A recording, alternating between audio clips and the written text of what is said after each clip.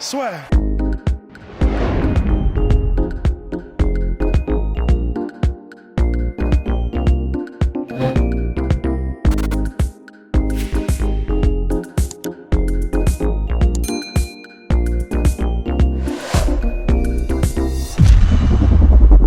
Bonjour à toutes et à tous et bienvenue dans le podcast là sur Oh my god, que se passe-t-il? On va parler de Tony Yoka contre Johan Duhaupas. C'est le 25 septembre prochain, donc vendredi soir, Défense Arena. Voilà le combat que tout le monde voulait voir entre les deux meilleurs heavyweights de l'Hexagone. Or, bien évidemment, Carlos Takam, qui est franco-camerounais, bien évidemment. Donc là, d'un côté, Johan Duhaupas, 38-5 en carrière, de Tony Yoka, 7-0, bien évidemment médaillé olympique, champion même olympique lors des JO 2016 à Rio. Donc c'est censé être une sorte de passation entre le jeune et le moins jeune, 39 ans pour Johan Duhaupas. Mais avant de parler de ce combat-là, messieurs, bien évidemment, petite annonce, n'hésitez pas à vous abonner au podcast sur YouTube et sur les plateformes de streaming, donc Apple Podcast et Spotify. Je suis très relou avec ça ces derniers temps, mais c'est parce que ça nous aide énormément. Ça aide la chaîne, donc n'hésitez pas, ça nous fait plaisir. Et puis si vous voulez apporter un petit peu de bonheur dans le cœur de Rust, c'est déjà ça. Ne le faites pas pour moi, faites-le pour lui. Alors messieurs, ce combat-là, est-ce que vous êtes un petit peu hypé? Je vais commencer par Rust parce que je sais... ouais. Hypé... en fait, le problème, c'est que je vais être tout à fait transparent. L'anglais, c'est pas ma spécialité. Comment dire, je suis hypé dans le sens où oui, parce que déjà, en fait, au-delà du côté technique, où là, clairement, il faudra aller voir du côté de Polydomso, c'est lui l'artiste. Mais de mon côté, en fait, le seul truc qui pour moi, a de l'intérêt, parce que c'est la seule chose auquel j'ai accès et que je vois parce que je m'y intéresse, c'est les personnalités des deux combattants. Et c'est assez intéressant et c'est cool qu'ils soient tous les deux posés et qu'ils aient juste envie de se mesurer sportivement sans qu'il y ait nécessairement de gros trash talk, etc. Ça fait plaisir, ça fait du bien, qu'il y ait un petit peu de respect entre les deux. Et puis effectivement, vu que c'est une passation, c'est même au niveau de ça, au niveau de ce que ça représente, c'est quand même vachement intéressant. Donc parce que quand même, c'est impossible de ne pas avoir un respect monstrueux pour un gars comme Johan Duhaupas. C'est-à-dire que même si j'ai vu que des rares combats de lui, par exemple celui contre Wilder, et malgré tout, c'est vraiment un besogneux, c'est un travailleur comme personne, c'est vraiment, c'est tout ce qu'on ne peut que respecter chez quelqu'un. Et Tony Yoka, qui est le jeune extrêmement talentueux, un peu controversé parfois par ce qu'il dit, etc. C'est vraiment une rencontre qui est vachement intéressante. Et simplement, du point de vue de l'apparat du combat, parce qu'il n'y a que à ça que je peux me reporter, honnêtement, je trouve ça vraiment intéressant. Après, côté technique, je vais passer la parole aux collègues, parce que... Alors, en vrai, non, mais déjà dire que je suis d'accord sur les circonstances du combat, c'est intéressant, ne serait-ce que pour ça en fait, pour le fait que on a des personnes qui représentent un peu l'opposé total l'un et l'autre du chemin de carrière en fait. Yoka, peut-être ce qu'on peut lui reprocher, c'est qu'il y a trop de gens qui parlent sur lui, il est trop bien, on va dire trop entouré, trop entouré, trop. D'aucuns diraient même protégé, mais je pense que c'est un peu dur comme procès à faire parce que c'est logique. Quand tu fais une carrière de boxe professionnel et que tu as une certaine ambition et que surtout tu as l'entourage autour de toi, on va pas te jeter au lion directement, ça c'est clair. Mais bon, il a des facilités, Yoka, pas seulement de par son talent, mais aussi des facilités médiatiques. Il est très, on peut parier sur lui. Il est possible de faire du marketing sur Yoka, ce qui n'est pas le cas de Duhaupas et on peut le regretter. Je suis le premier à le regretter et c'est pour ça que Duhaupas n'a pas du tout la même carrière que Yoka. Sans parler même en fait de la question du talent, c'est-à-dire que il y a un peu une schématisation qui est de dire que Duhaupas c'est le mec pas talentueux qui bosse. C'est faux, il est talentueux, Duhaupas, c'est juste qu'il a pas eu la chance. Et ça, c'est très important de le comprendre. Ça, dans la boxe anglaise, il y a une part d'injustice énorme parce que c'est à la fois un sport, mais c'est aussi un spectacle. Et il faut aussi être télégénique. Il faut en fait bien présenter. Il faut avoir. En fait, il faut être un produit qui va bien se vendre. Et Duhaupas, malgré tout ce qu'on peut dire, il n'avait pas en fait il n'avait pas cette chance-là. Donc du coup, c'est pour ça qu'il a dû compenser par autre chose, en compensant en étant le journeyman, mais dans le dans le sens le plus positif du terme, c'est-à-dire du mec qui va, journeyman, qui va voyager à droite à gauche pour combattre les gens et prendre des combats qui sont pas faciles. Et ça, c'est pour ça que moi personnellement, comme Rust, j'ai un respect énorme pour Duhaupas parce qu'il a pris des combats dans des conditions Povetkin, le fameux effroyable. Ouais, Povetkin, c'est l'exemple paroxystique de ça. Et en plus, ce que j'aime bien, c'est qu'il pleurniche pas derrière, tu vois. Ouais. Duhaupas, tu l'entendras pas dire, ah ouais, putain, mais franchement, c'est parce que machin. Tu vois, non, il a ce côté, genre, je prends mes responsabilités, j'ai accepté ce combat, c'était un risque à prendre, et je dois le prendre parce que de toute façon, c'est ma seule carte à jouer dans ce monde de la boxe. Ouais. Et j'assume, quoi. Et c'est ça qui est éminemment respectable chez Duhaupas.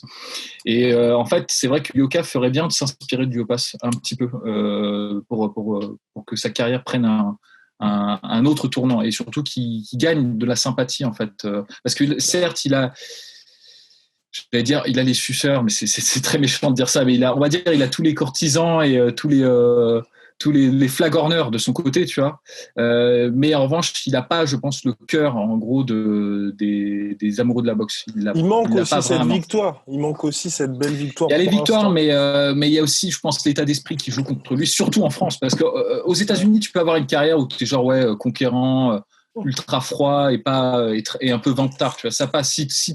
Le seul truc que te demanderont les fans américains, c'est d'assurer derrière, en fait. C'est d'avoir les victoires, tu vois. En France, c'est un peu compliqué. Il faut un peu plus. Il faut avoir une personnalité qui touche les gens, tu vois. Et je pense qu'en fait, Yoka s'en rend pas trop compte parce que il est entouré par plein de gens qui lui disent qu'il est magnifique. Et par des Américains aussi. Par des Américains, même en France, moi je pense que c'est surtout son entourage français qui pose problème en fait, d'une certaine manière, c'est qu'il a plein de gens qui sont des flagorneurs de première et je pense que effectivement le combat contre Duhaupas peut être un bon tournant pour lui en fait, positif sur cette question-là. Donc c'est pour ça que rien que sur cet aspect-là, sur les circonstances dans lesquelles se déroule le combat, je suis très curieux de ce que ça peut donner. Et déjà, et pour aller dans ton sens par rapport à ça, moi c'est ça que j'ai vraiment beaucoup apprécié, c'est que je connais pas bien Yoka en fait. Je sais juste qu'effectivement il est voilà, il est super belle gueule et qu'il a cette facilité médiatique. Et évidemment, il y a certains trucs un peu controversés, ce qu'il a dit sur Brûle et tout, etc. C'est des trucs un peu extra-sportifs qui peuvent diviser. Mais en revanche, j'étais vraiment ça.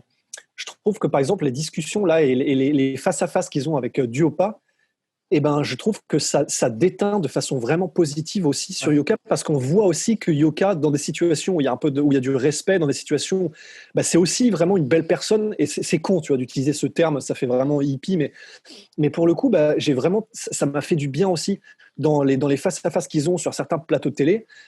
C'est pas moi, ce que je déteste le plus dans l'espèce de duel médiatique, c'est quand ça gueule des trucs sans queue ni tête. Tu sais, tu répètes genre je vais te buter. Enfin. Là, c'est pas ça, et j'ai tellement apprécié. Ils se parlent, il y a du respect, ils s'expliquent les choses. Quand il y en a un qui a fait une connerie ou qui a dit un truc qu'il a regretté, ils le disent. Et rien que ça, déjà, ça m'a fait beaucoup de bien, en fait. Tu vois que c'est une personne réelle, sympathique aussi, Tony Yoka, et que je trouve que Duhaupas, médiatiquement, est un bon révélateur aussi des côtés positifs de Tony Yoka, et ça fait du bien. C'est vrai. Vas-y. Et je disais, juste pour aller dans ton sens, ce que fait ressortir Duhaupas chez Yoka, que les gens ont tendance à oublier à côté du côté un peu Canal+, tu vois, genre le côté un peu médiatique, un peu casse-couille de Yoka, c'est qu'il a un amour de la boxe qui est évident, tu vois. Et c'est ça ressort, il s'intéresse beaucoup en fait à ce sport. C'était pas seulement tu vois, une échelle pour devenir une star. Il y a beaucoup de boxeurs talentueux qui n'aiment pas vraiment la boxe, mais qui sont très très bons là-dedans et que du coup ils s'en servent. Et en fait, Yoka, c'est un gars, il a tout le temps grandi dans la boxe, il a tout le temps évolué dans ce milieu-là et il a un intérêt particulier pour ce sport, au-delà en fait de son côté show business et son côté médiatique. Et c'est vrai que là, avec Duhaupas, dans ces confrontations, dans ça ressort un peu. Je suis d'accord. Et puis surtout, il voulait ce combat. Et c'est ça que j'aime bien aussi avec Tony Yoka, c'est que il n'a pas pu avoir le combat contre Raphaël Tronchet lorsque Raphaël Tronchet était champion de France heavyweight.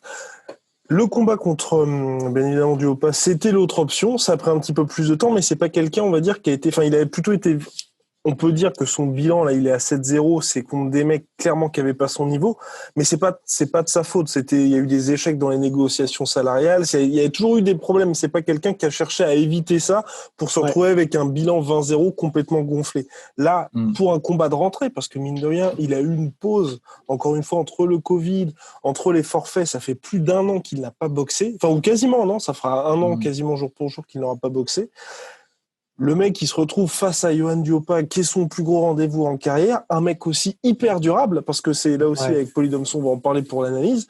Certes, moi, tu vois, je mets quand même une grosse pièce sur Tony Yoka et je pense qu'il va s'imposer, mais ça va être la première fois pour Tony Yoka qu'il affronte un mec où il va être obligé d'aller vraiment la chercher la victoire, parce que tu sais que Duopa, si tu veux le mettre KO, faut que tu t'appelles Povetkin ou Deontay Wilder, mais Deontay Wilder, il a galéré pour réussir à s'en débarrasser.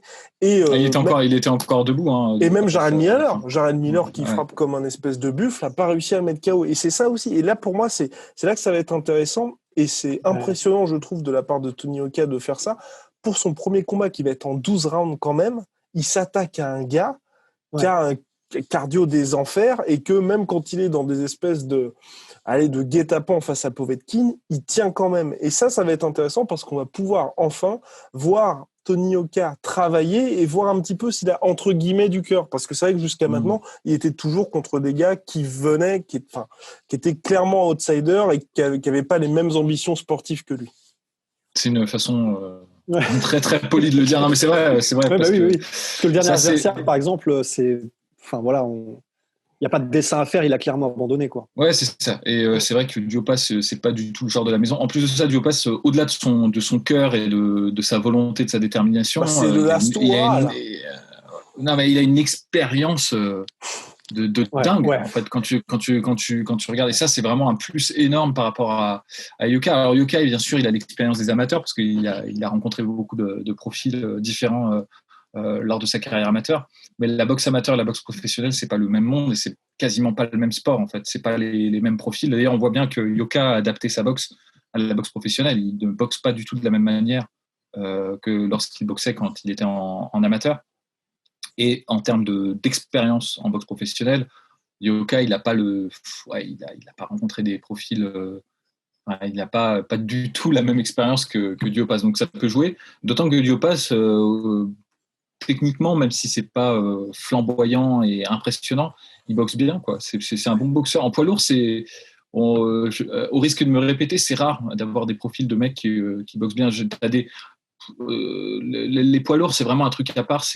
Ça pourrait être un sport à part, même, en fait, parce que tu as vraiment des profils très, très variés. Tu as des gens, ils ont un coup, tu vois, en poids lourd. C'est tout, quoi. Et t'as des mecs, après, ils misent vraiment que sur leur physique ou alors, au contraire, sur un certain aspect du jeu. C'est très rare de voir des boxeurs complets qui ont une bonne défense, une bonne stratégie, une bonne attaque, des attaques variées et tout. Et Duopas, même si, bon, à mon sens, ce qui lui fait défaut, c'est un peu le punching power, il sait boxer, quoi. Enfin, il se déplace bien, il a une bonne, relativement bonne défense par rapport au poids lourd, hein, j'entends, même s'il prend quand même beaucoup de coups, mais il mise beaucoup sur son menton. Et il a un bon jab et il a pas mal de coups, un peu de tricks, un peu vicieux qu'ont les vétérans, tu vois, que pour le coup, Yoka n'a pas. Donc c'est pour ça que c'est intéressant comme rencontre, je pense. Parce qu'après, d'un point de vue technique pur, c'est vrai que Yoka est plus flamboyant et je pense qu'il a peut-être plus de facilité aussi que Duopas. Mais voilà, tu vois, ça se compense avec l'expérience de Duopas. Ouais. Et Rose, vous vouliez ajouter quelque chose ? Non, là, pour l'instant... Et est-ce que c'est pas un peu, moi, le seul éventuel risque que je vois avec ce combat-là, c'est que, clairement, ce qui est bien, moi, je trouve que c'est un peu le Joe Joyce contre Dubois qu'on a, mais sauce française. Est-ce que tu trouves pas, mon cher Polydomso, que c'est peut-être éventuellement un petit peu tôt pour Tony Yoka de passer justement à des mecs qui viennent, à des combats assez courts contre des gars qui vont pas t'apporter vraiment de véritable opposition, à un gars là qui a certes 39 piges, qui a certes pas eu de combat classe mondiale depuis 2018 et sa défaite contre Jared Miller, mais qui sait, donc Duopa, que là c'est clairement sa dernière chance, entre guillemets, d'accrocher une belle victoire avant de partir à la retraite. Bah, le truc, c'est que normalement, dans des conditions, on va dire, s'il n'y avait pas eu le Covid, s'il n'y avait pas eu la suspension, s'il n'y avait pas eu tout ça, je serais d'accord avec toi. C'est pas le chemin habituel pour quelqu'un dont tu prédis qu'il va être une star. Tu vois. Mais là, le truc, c'est qu'à mon avis, il n'a pas le choix. En fait, Yoka, il faut qu'il mette le turbo tout de suite parce qu'il est en train de se faire gratter par des gens Par tout le monde. par tout le monde en fait, mais même par des générations qui sont arrivées en boxe professionnelle après lui. C'est-à-dire qu'il soit pas au même stade que Joe Joyce ou que Hrgovic ou que tous ces mecs qui ont fait la transition en même temps que lui. Bon bah ça c'est pas très très grave, mais là où c'est plus grave, c'est qu'il se fait gratter par des mecs qui sont arrivés après lui quoi. Et la boxe poids lourd, même si t'es très bon, t'as peut-être 3 ou 4 places qui comptent vraiment en fait. T'as peut-être 4 noms en même temps qui vont avoir une attention médiatique suffisante. Sinon, après, tu gravites et t'attends, et quand t'as ta chance, il est trop tard. Tu vois. Je pense notamment, par exemple, à Luis Ortiz, un peu dans ce genre-là. Tu vois. Et peu importe ton talent et tes skills, tu vois, ça importe peu finalement. Donc, c'est pour ça qu'à mon avis, Yoka a raison de prendre ce combat maintenant. Même si c'est un risque, bah, la carrière, il faut prendre des risques. Si c'était facile et s'il fallait pas prendre de risques, tout le monde serait boxeur. Hein. Là, il faut qu'ils prennent le risque. Et quand tu réfléchis vraiment, quand tu pousses un peu le cynisme, c'est certes un risque, mais c'est pas le plus gros risque qu'il pouvait prendre. Parce que Dioppa, comme tu l'as souligné, il est un peu sur la pente descendante de sa carrière et il n'a pas eu de combat de haut profil depuis un petit moment. Donc finalement, c'est pas un traquenard non plus pour Yoka. Ça va être dur, ça va être compliqué. Ouais. C'est sûr que c'est un bon qualitatif par rapport à ses précédents combats, mais c'est pas non plus, c'est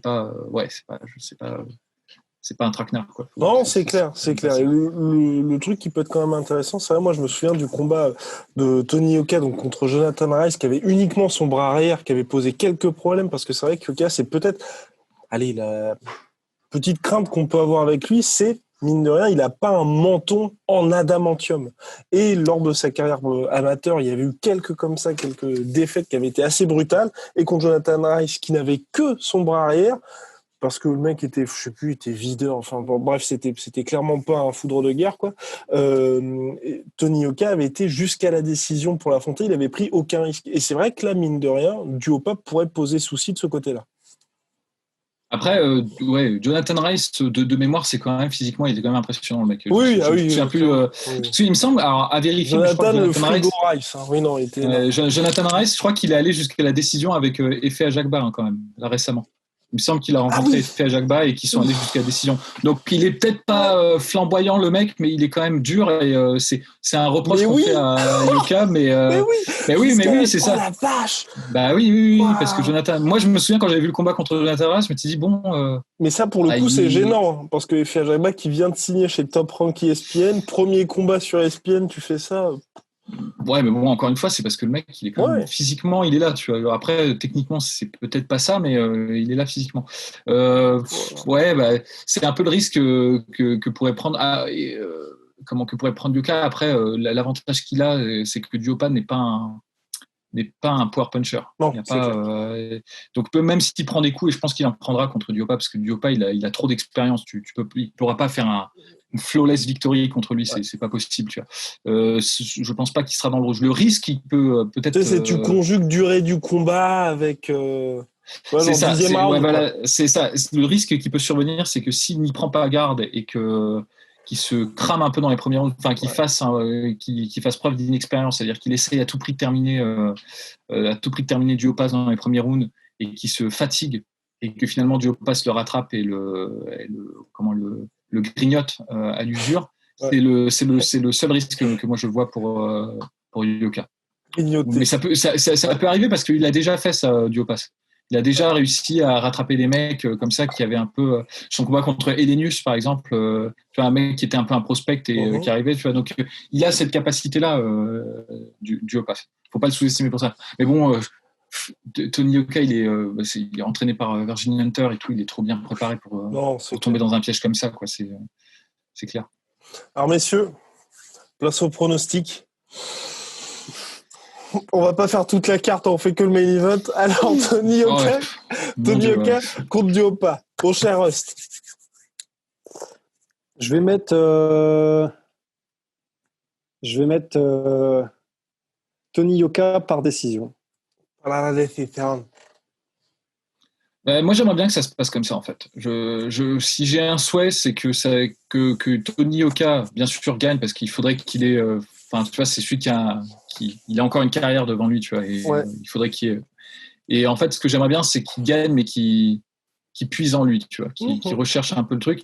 Et la dynamique de combat que je vois bien arriver et qui serait intéressante, ce serait que Tony Yoka nail les 6 ou 7 premiers rounds, mais easy, tu vois, et qu'il a vraiment de l'avance sur Duhaupas, qu'il se fasse rattraper sur le 7, 8, 9, 10, voire par Duhaupas qui lâche pas l'affaire et qui commence à l'attaquer au corps et à le fatiguer, tu vois. Et sur les 2 derniers rounds, Yoka qui revient, en fait, parce que bon, il puise en lui. Ça, c'est le scénario qui me plairait bien, et éventuellement, je pense que ça va se passer comme ça. Je vois pas, en fait, j'arrive pas à voir Yoka mettre KO Duhaupas ou le terminer.